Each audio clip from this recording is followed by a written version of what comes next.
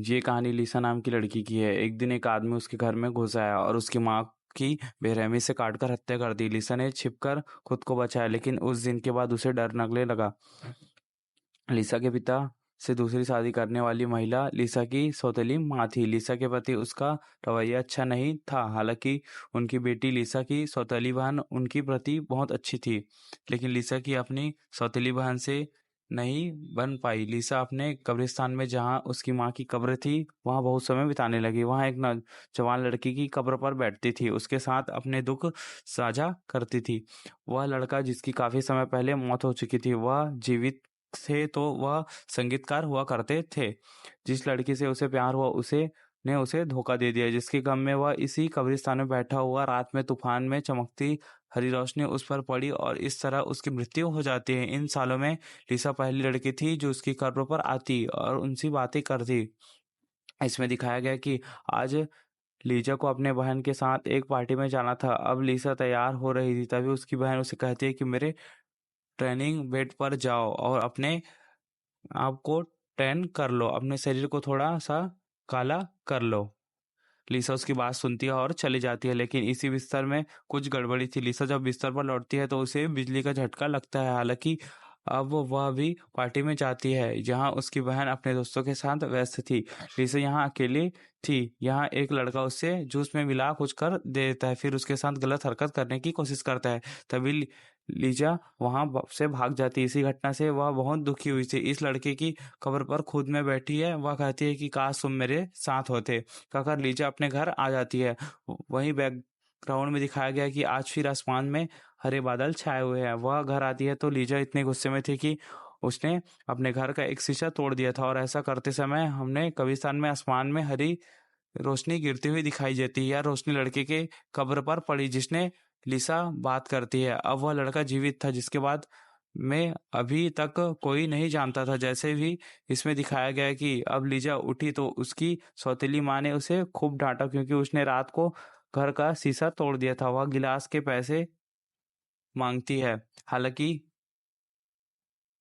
Lisa कोई नौकरी नहीं करती थी, उसके पिता भी उसका साथ नहीं देते थे, और इसलिए लिसा को नुकसान की भरपाई के लिए असंगली नौकरी करनी पड़ी। अब वह घर आई तो देखा कि सब लोग खाना खा चुके थे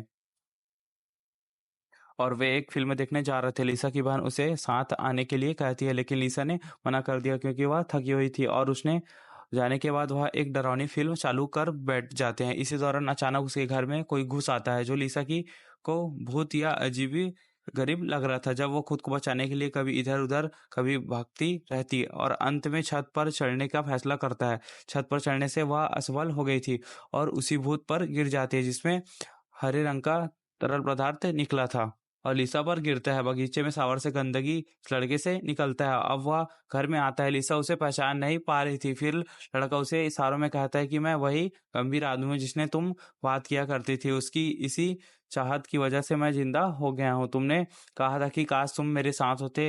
लिसा को फिर भी कुछ समझ नहीं आता, लेकिन इस आदमी को समझने से ज्यादा जरूरी इसे नहलाना था, क्योंकि उसमें बहुत बुरी बदबू आ रही थी। जहां देख सकते हैं कि इस शख्स का एक हाथ नहीं है, और साथ ही उन्होंने लीजा को दिखाया गया उसके पास जिप भी नहीं है। अब वह सावर से बाहर आता है। लिसा ने देखा कि उसके पास एक कान भी नहीं है। वह शख्स लिसा को समझाता है कि मुझे मेरे शरीर के सभी अंगों को ढूंढने के लिए आपकी मदद की जरूरत है। इससे पहले कि वे कुछ कह पाते, लिसा का परिवार घर वापस आ जाता है, लेकिन घर की हालत बहुत खराब थी। इसी ज़ॉम्बी से बचने के लिए घर में सामान इधर-उधर पड़ा हुआ था और इनमें कुछ टूटे हुए थे, और लिसा की सौतेली माँ का मानना था कि लिसा ने यह सब जानबूझकर किया है। वो अपने पति लिसा की पति से कहती है कि आपकी बेटी पागल हो गई है, अब उसे हम पागल खाना छोड़ना चाहिए। लिसा उसे बहुत कुछ बताने की कोशिश करती है कि ये सब उस जीव की वजह से हुआ है जो उनके घर में घुस आया था, लेकिन उसकी किसी ने नहीं सुनी। प्राणी कमरे में सब कुछ सुन रहा था, जिसके बाद बेचारी लीजा रोते रोते सो जाती है। वह प्राणी लीजा की किसी अलमारी में सो जाता है। सुबह वह जीव लिसा को एक ड्रोन ड्रेस देता है। इसे पहनने के बाद काफी आत्मविश्वास के साथ कॉलेज गई, क्योंकि पहली बार उसे महसूस हो रहा था कि वह अब अकेली नहीं है। इस दुनिया में उसका भी कोई एक साथी है। इधर जो लड़का लिसा को पसंद करता था, वह भी लिसा से बात करने की कोशिश करता है, लेकिन इसी जगह पर लिसा की बहन आती है और लड़के को लिसा से दूर ले जाती है क्योंकि उसका मानना था कि ये लड़का उसके लिए सही नहीं है।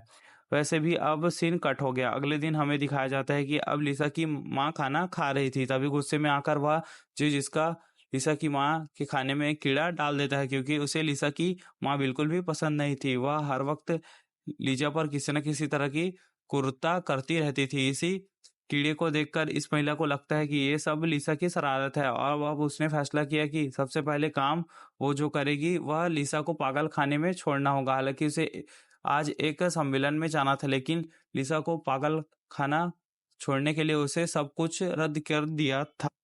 जब वह लिसा को लाने के लिए उस कमरे में आती है और उसे बुरा भला कहने लगती है, तभी वह जी ऊपर से कुछ मारकर इस महिला को मार देता है। ये देखकर लिसा डर गई थी, लेकिन उसे ज्यादा दुख नहीं हुआ क्योंकि उसे यह औरत शुरू से ही पसंद नहीं थी। अब इस जीव ने इस महिला का कान काट दिया और वे लाश का क्या करते, तो प्राणी और लिसा इस लाश को खींचकर उसी कब्र पर ले आते हैं जिससे ये जीवित जिंदा बाहर आया था।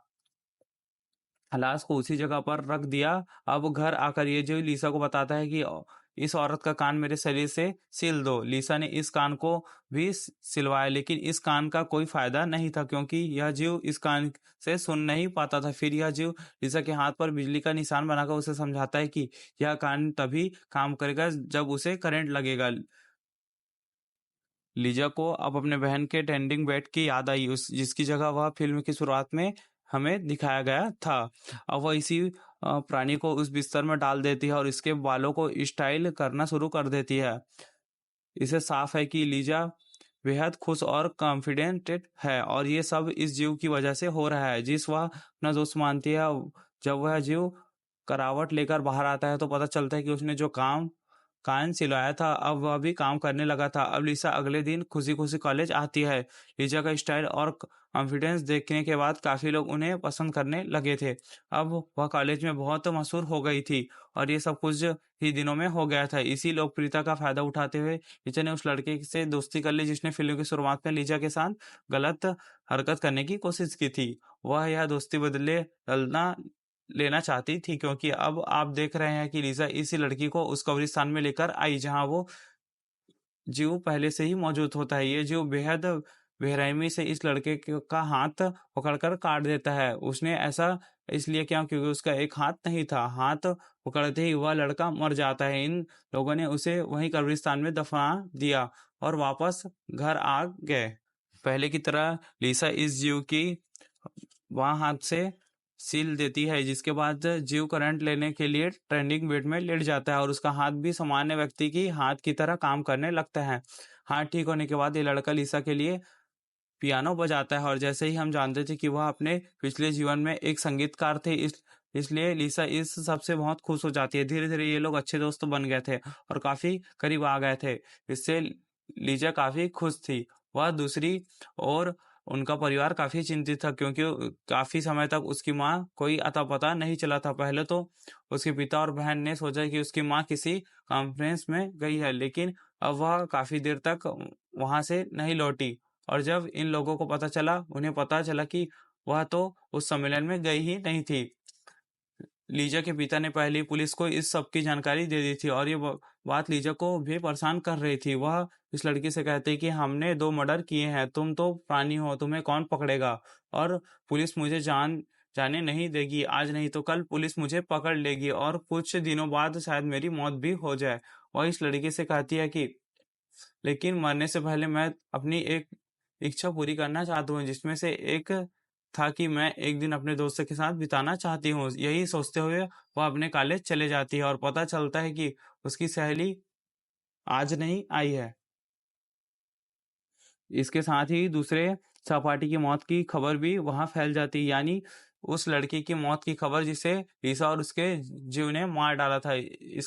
इसकी जांच के लिए पुलिस भी कॉलेज आई थी। बहुत से लोगों ने लिसा पर शक था क्योंकि आखिरी पार्टी में इस लड़की ने लिसा की ड्रिंक में कुछ मिला दिया था, साथ ही उसके साथ गलत हरकत करने की कोशिश की थी। इसलिए बहुत से लोगों को शक था कि उसकी मौत के पीछे लिसा का हाथ होगा, लेकिन जांच के बाद पुलिस को कोई सुराग नहीं मिला और इस तरह लिसा बच गई। वह जीव भी घर छोड़कर चला गया। एक आदमी को डरा कर उसके कपड़े ले लिया और दूसरे आदमी को डराकर उसकी कार ले ली। वह दुनिया की खुली हवा का आनंद लेना चाहता था। वह सड़कों पर घूम रहा था कि उसे सड़क पर लिसा मिल जाती है, जो अपनी सहेली के घर जा रही थी। ये जीव लिसा को अपनी कार में बैठाकर और उसे उसके दोस्त के घर ले जाती है। जब वहाँ आए तो उसे पता चला कि उसकी बहन भी अपने दोस्त के घर पर थी। ये देखकर लीजा काफी गुस्सा हो गई और से बदला लेने के लिए अब ये जीव लीसा की दोस्त पर हमला कर देता है, उसके शरीर को काट कर मार डालता है। और अब वह लीसा की बहन पर हमला करने वाला है, लेकिन लीसा उसे रोक देती है। जिसके बाद जीव अपनी कार लेकर वहां से चला गया और लीसा अपनी को लेकर अपनी सहेली के घर आ गई। अपने जीव का पीछा करते हुए लीसा भी कब्रिस्तान तक आ गई। यहाँ आने के बाद लीजा की बहन मौके पाकर भाग गई। इसी वक्त लीजा सोचती है कि उस जीव ने उसे बुरी तरीके से फंसा दिया है। उसने 3 हत्याएं की है, जिसका पर अफसोस लीसा पर जाएगा और इसी गुस्से में वह इस जीव को मारने की सोचती है। वह पीछे से उस पर हमला करने आ रही थी, लेकिन आखिरकार वह उसे नहीं मार सकी क्योंकि वह उसे एकमात्र दोस्त था। इसलिए वह इस प्राणी से कहती है कि मैं तुम्हें बहुत पसंद करती हूँ। जिसके बाद ये लोग घर आते हैं। लीजा एक बार फिर से एक शख्स शख्स के शरीर पर अंगों काट के लगा देती है और फिर ये लोग उसे 60 में ट्रीटमेंट देते हैं। जिसके बाद अब ये जीव काफी खुश नजर आ रहा था।